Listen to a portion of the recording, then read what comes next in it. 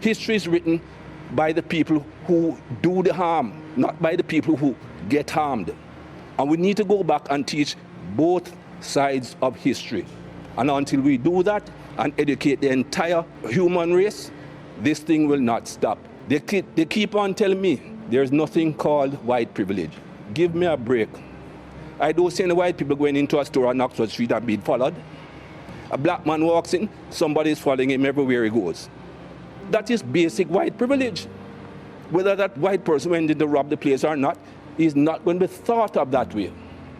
And things like that have to change. It was an electrifying moment on Sky Sports when rain had delayed the start of play in the Test match between England and the West Indies. After a short film in which former West Indies cricketer Michael Holding and England's first black female cricketer Ebony Rainford Brent had spoken about their experiences of racism in the world of cricket, and in the wake of the murder of George Floyd, there then came a conversation between presenter Ian Ward, former England captain Nasser Hussain and Michael Holding. And into that pause in play came a passionate and emotive speech from Holding which sent a shockwave through the world of sport and acted as a catalyst to many people who were watching. Such was the power of his words that the conversation continued long after the Test match was over. A conversation which became a book, featuring not just the voice of Holding, but a group of international sports stars with their own experiences to share. That book is Why We Kneel, How We Rise. A year has passed now since the murder of George Floyd and the Black Lives Matter protests that followed across the world. In many ways, this episode is about words and actions, the power and limits of both. But we shall begin with the impact of Michael Holding's words as we hear from two people who were at work in the offices of publisher Simon & Schuster on that rain-specked morning. The first voice you'll hear is that of senior multimedia designer Summer Habib, and after him comes Ian Marshall, the book's editor. We were at work and I just remember it going viral effectively on Twitter. And I, from my vantage point in the office, I don't sit too far away from the editor of the book, Ian Marshall. And I think we spoke about it almost immediately. Either we spoke about it or I emailed him and said, have you seen this? At the time, I was obviously hard at work because it was a work day when this happened. But I have Twitter switched on all the time, and because as another part of my life, I write the Playfair Cricket Annual. I follow a lot of cricket people on Twitter, and suddenly there was just this avalanche of people saying, "Wow, what has Michael Holding just said, that was one of the most impressive pieces of broadcasting I've ever seen." Michael is very measured, and from his playing days up to his commentary, he's always been measured and deliberate, and he always kind of takes his time to assess, something before he talks about it. So for him to have spoken so spontaneously, I think that was the point. And not just spontaneously, I mean, he was brilliant. Everything he said was absolutely brilliant. And it's very easy when you're talking about issues and situations like that to lose control and, let your emotions take control. And, there's an interview that Michael gave a couple of days later, I think, where he started talking about his own family, where he broke down on Sky Sports. And it's very easy to let your emotions kind of get ahead of you. For Michael to deliver what he delivered during that rain delay was incredible, and to do it in such a measured way. And then, the camera turns over to Nasser Hussain, who's standing next to him, and he also spoke about issues that he had to deal with as England captain with a name like Nasser Hussain. These are people who very rarely talk about these things in the public light. So when they talk about them, people listen. Later on in the day, I was able to look on YouTube and see the clip for myself, and it was just the most extraordinary piece of broadcasting. And it was just at that moment you saw somebody who had held back from commenting for a long time, and who wanted to find a solution. And I think it was that really struck home to me, the fact that it was not just this is all wrong, which is in a sense the easy part. It's about trying to offer hope and trying to offer a way to change things for the better. And I think it was that element of it that made me think that this is something really exceptional. After the day's broadcasting came the response. And it's at this point we have to hear from Michael Holding himself about what he experienced. Yeah, I would have to say I was very surprised. I was very surprised at the reaction and the feedback and the amount of people that got in touch with me and the comments that came my way. But what I have to say though, Will, that the video that had been done, that was already planned by Sky, by Brian Henderson and Sky. The video that Ebony and myself did, that was planned months ahead. Before I even got to the UK, Brian Henderson had called me and said, listen, this is what we intend to do.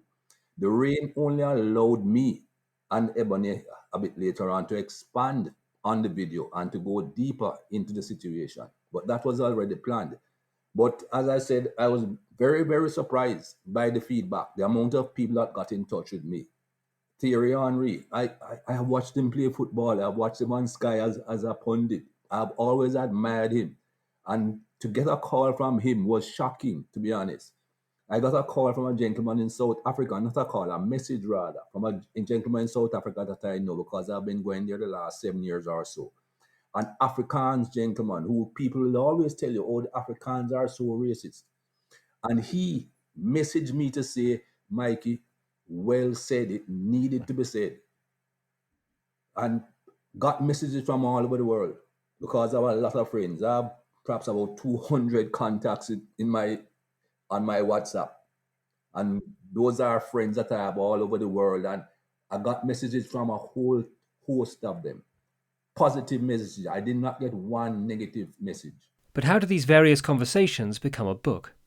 We return to editor Ian Marshall and then ghostwriter Ed Hawkins, who had worked together previously with Michael on his autobiography. That was part of when we first saw the project, and this was created by Charlotte Attio, who was the agent, talking with Mikey and with Ed Hawkins, the writer, about how you could transform that moment into a book. And Mikey had an instant response from so many people around the world wanting to help and support him in the message that he was trying to put across. So that idea was developing, and the challenge, I guess, is how you blend the experiences of those sports people with the lessons from the past and with the hopes for the future. And I think, as you'll read throughout the book, I think he does that superbly, and in that it does offer some really quite painful lessons from the past, but it's a hopeful book and it's an optimistic book because it is all about how we can all educate ourselves, improve ourselves, and learn about what's going on and what has happened.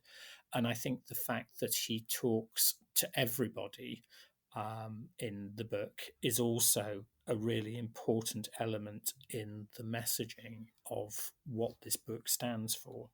Well, I think Mikey's words, I used them against him really because he was asking for a re-education. So I thought, well, let's do a textbook. Let's re-educate with that very book and try to make people understand, try to enforce change. So went with him with the idea of trying to tell this story about the dehumanization of black people through the centuries and what way we could best do that by talking to fellow black icons, I think, and try to get people to understand that way. Because I think if you tell a history story blandly, if you like, from one person view, it might be difficult to break through. But if we were able to do that through icons and celebrities and household names, then it really might catch light. The list of sporting icons who spoke to Mikey is incredible. Thierry Henry, Usain Bolt, Naomi Osaka, Michael Johnson, Ibtihaj Mohammed. I won't list them all, but with such a variety of experience and from so many sports, were there things in common or was each story specific in its details? No, I wouldn't say everyone was specific and everyone was different. If you look at Thierry and Michael Johnson, their experiences were a little bit similar in that neither one of them experienced racism in their own community. And they talk about that, where they were from and the community they were from. And the people in their community were different colors, different ethnicities. And they didn't experience it and they didn't become aware of it until they left that community. Michael Johnson at university, that's the first time he said a guy passed a remark and he said to himself, that doesn't sound right. And with Thierry Henry, the first time he left his community to go and play football outside, and he's when he looked at the faces of some of the people that were looking at them, it was foreign to him. So those two were similar to a degree, but you have others that were quite different, had different experiences growing up, and different experiences when it came to racism, and different reactions as well. If you look at Imtihaj Muhammad, the Muslim lady, her experience is again different because where she grew up, her parents, first of all, were a little bit better off than parents of some of the others. So she grew up in a slightly different environment, although in her environment, it was mainly Black Americans, but slightly better off. So they're all coming from different background, different experiences. You have a few similarities there, yes. But the main thing that I want to do with all these people, Will, was to show the world that racism affects everyone. It doesn't matter if you are the poorest of the poor or multimillionaires like some of these athletes. And it beats down on people. Speaking out as a sportsman or woman can have consequences, of course. And we return now to Summer Habib, who, as well as being a huge cricket and sports fan, is also a member of Simon & Schuster International's Diversity and Inclusion Council. What does it mean to have these big names as part of the book? Someone like Thierry Henry, for example, wanted to come forward because these are people who very rarely would offer a public opinion, because as soon as you offer a public opinion about something like this, you're always that guy, you're always that person. And, for someone like Usain Bolt, for example, who rarely kind of speaks publicly anyway, but for him to get involved in the book was incredible. And, some of the content actually from Thierry is really difficult to read. It's these are guys we're used to seeing in the public light, just being celebrated and, on almost like on a pedestal. But then to hear them talking about their experiences, it suddenly makes you realize that everything that we go through on a daily basis, of course they go through, but we don't really tend to hear about it that often. So to capture all of that in a book like this, it will be eye-opening for a lot of people, I think. They're not so much interviews, they're more like conversations that Michael has with the celebrities, and one of them he has with Naomi Osaka, and she says something in the book which is not so much eye-opening, but it really kind of puts into perspective how important people's beliefs are, as opposed to how important their careers are to them. So, for example, Naomi says something along the lines of that she's an activist. That's actually what she is, and tennis is basically the platform for her to carry out her activism. And I don't think people would have necessarily thought of her as that. There's someone who's spent their whole life from childhood training their skills, learning how to become the best at what they do. But she doesn't see herself as a tennis player. She sees herself as an activist. So the tennis actually allows her to carry out her activism. And that's tried and tested path that she's kind of following. Muhammad Ali was a boxer, but he always talked about himself as a political leader. And boxing was just something that he did. As we've already heard, education was a huge part of what Michael felt was important in tackling racism. With the increased interest in books around this topic in the last year and the arrival of his own book, was he hopeful about the future? Yes, I'm very hopeful, but what we need to do is see things like that in schools, not just in books that are hidden away in libraries, or a few people might buy a few copies of a few books. And we already know the pushback that we are getting in regards to that, because we already know that Britain have said they don't intend to teach anything like that in the schools, because they're not going to tell the white kids in Britain that they have white privilege, and listen, unless it goes into the schools and it is taught properly, you'll never get rid of racism, because people will just have these things in a book somewhere. How many people actually read a book? If you have whatever billion people in the world and you ask every one of them, how many of them actually sat down and read a book? But they all go to school. And Mr. Johnson already came out with a statement, which I rebutted, about you can't go back and edit history. History has already been edited. We want the real history, not the edited version to suit one race. And when attempting to re-educate a populace, how do you decide what to include and what to leave out of this sizable history? We return to writer Ed Hawkins. Well, I mean, I suppose they say a book's never finished, and a book on the subject of this is certainly never finished. So you're right. There was an awful lot you could put in. You could fill volumes of books on such a subject. How did we decide what to put in? Well, that was basically just came about through conversations with Mikey and the instance or historical examples that had struck a chord with him in his reading and research over the years. So that was kind of the skeleton, I guess, of the book. And we were talking back and forth probably every day through the whole process of the book, which was less than 6 months, I think, as start to finish, about what could go in. But you're right. The general theme was about miseducation. What had people not been taught? What would surprise people, or what should people know about this history? One thing that certainly surprised me, especially after the impact of coronavirus, related to vaccines. Now, there's every chance that you, like I, were taught in school about Edward Jenner, creator of the smallpox vaccine and father of immunology. But who amongst us was ever taught about Onesimus, the slave in Boston who helped mitigate the impact of a smallpox outbreak in 1721, over 25 years before Jenner was even born? Well, he was a slave, as you just said. And again, when you talk about religion and slavery, he was owned by a pastor. But as a slave, there's absolutely no way anyone was going to give him credit for anything. He did not invent inoculations, obviously, but he knew about it from the fact that he saw it in Africa and where he was from. And he told the Western world about it, but they never got he never got any credit. And of course, people did not believe him because he was a slave.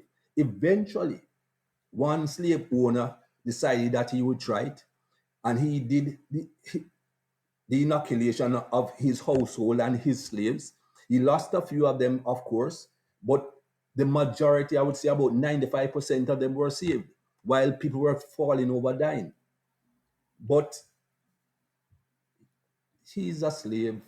He said this, but it worked, but there's no way we're going to credit him. We'll just brush him aside, and then wait another 50 odd years before a white man comes along with smallpox inoculation and says, oh, he is the master of vaccinations and inoculations. He is the godfather.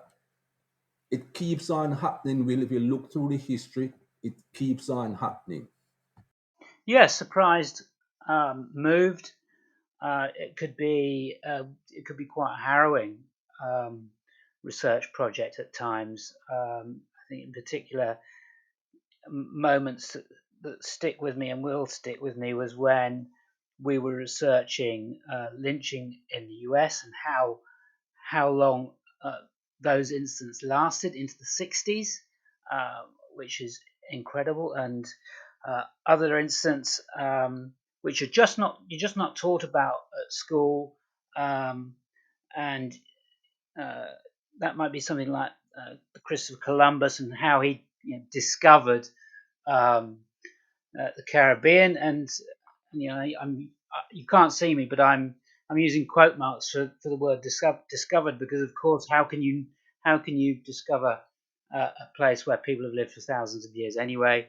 So that was a moment where very much you look inward and start to question your own worldview and your own education, and you can see how this has been allowed to proliferate, this issue.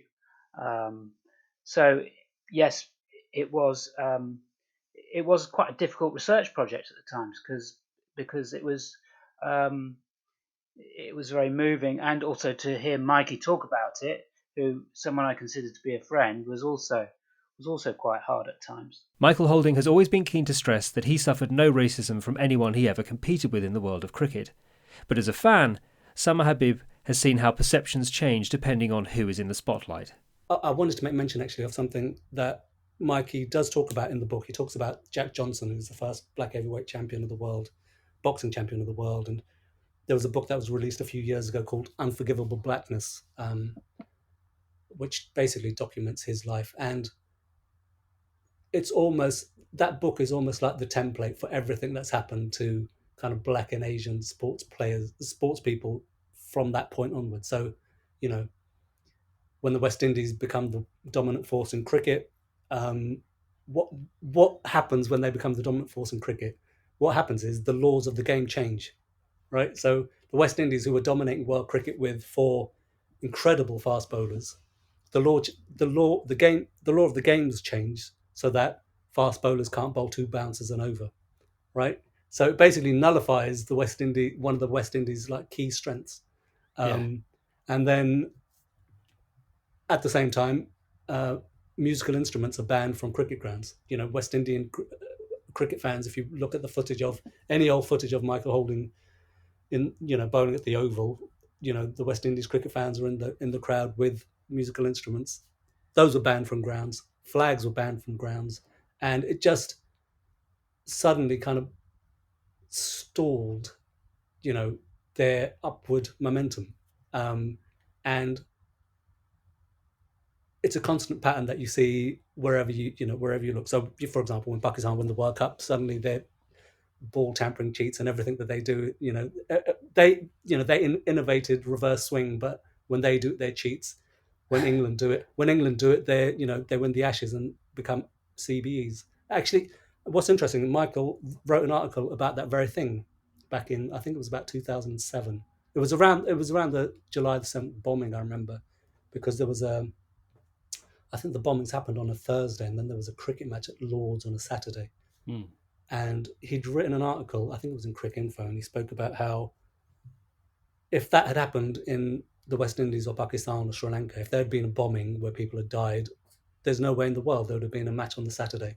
And the phrase he used was first world hypocrisy. He said there's a first world hypocrisy that when something like that happens over here, it's business as usual. You can go and play cricket at Lord's on Saturday. But if it happens overseas, suddenly it's like, people won't tour Pakistan for 15 years.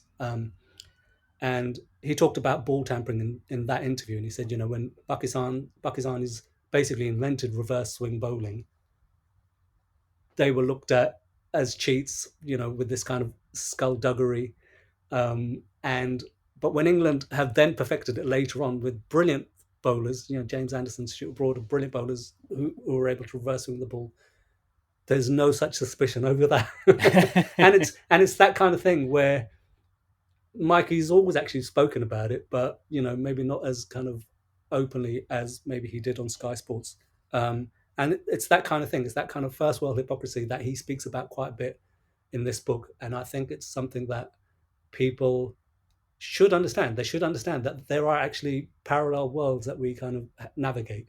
And some people are not aware of the other worlds. They are only aware of the world that is being edited around them.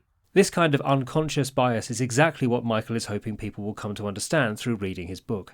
What I would like people to get from the book is the understanding that this book is not criticizing people or white people in general. What this book is meant to do is to inform people, because you have a lot of good people out there, white and black, that have done things and have had racist intentions and thoughts without even knowing that that is what it is, because that is what they have been taught. And I make an example of that lady in Central Park when she had her dog and the black man, both of them, their names are Cooper, but they're not related, said to her, please follow the law, put your dog on the leash. She immediately, in her mind, immediately, she's thinking, because of the way that she's brought up, I am white, he is black. He should not be telling me anything. I am superior to him. All I have to do is call the police, and the police will automatically find him as the wrongdoer. That is what is in her mind. Later on, when she realized exactly her thought process, she was shocked. And I don't know the lady, but it seemed to me that she did not even think that that was being racist, because she was shocked that that was her thought process. But if that is the way that you are brought up, if that is the teachings that you have been through all your life, that is what you're going to think. And until you can get rid of that brainwashing and learn properly, a lot of people will think that way without even them being bad people. And that's what I'm hoping that people will get from this book. Because I know a lot of people will think, oh, he hates white people, he would shoot white people, because that is not the story here. This is about wrong education and wrong brainwashing and trying to get people to understand. In further interviews on Sky, Michael shared something about his own family which showed just how much he understood that racism wasn't simply about the attitudes of white people. Still upsetting to him today was the spectre of colorism and how it affected his mother in Jamaica. Yes, my mother was a fair-skinned Jamaican. My father, very dark, and her family was adamant that she should not get married to this dark man. When she did, we didn't see, well, I shouldn't say we, because I came much later. I was the fourth one in the family. But nobody saw the rest of my mother's family. Her siblings, her brothers and her sisters were always around, had great fun with them, but no one else. And when did you become aware of that? Because presumably as a child, it was maybe something you weren't so aware of, or was it something you always knew? No, I knew nothing about it, Will. Knew nothing about it as a child growing up. I didn't know about that until much, much later. And even my sisters were not aware of the fact that I knew. Because when I said that on Sky, I got a message from one of them and saying, Mikey, how did you know that? It was never ever discussed in the family. My mother never brought it up at the dining table or in a conversation or anything like that. Because she was adamant that she was going to live her life and prove to everybody else that she could have a successful family life. Which brings us back to action, and Michael's wish to see changes in education and awareness in order to effect real change. But that is the most important thing, Will, to educate the populace, to let them understand why racism came about, why it is still perpetuated, what would happen if everybody knew the true history. That is the crux of the matter, educating the people, because what has happened is a sort of education as well, but the wrong education, which is brainwashing of the people to get us to this position. We need to get rid of that bad education and that brainwashing so that people will understand the true history of the world and the true history of mankind, for us to be able to accept each other. I mentioned in the book the fact that after the Second World War, Britain asked the West Indians to come to England. We didn't just pick ourselves up and just went to England because we said, England is the great place we want to be. We were asked because Britain was broke. And we were asked to come here to rebuild Britain. And yet, the people in England were never ever told that. That is why the antagonism between Caribbean people arriving in England and the English people started and continued. If they knew that the government had asked the West Indians to come up there to help to rebuild the country, you're always going to have a few people that perhaps don't like the idea, but it would not be as bad as it was.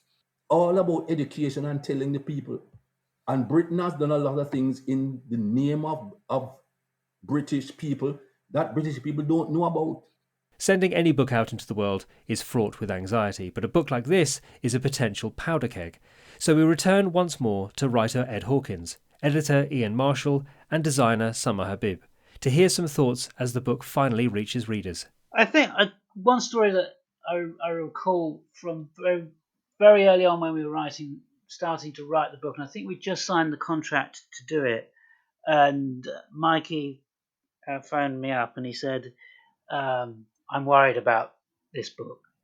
And I said, oh, that's great, Mikey, because no book worth writing is not being worried about.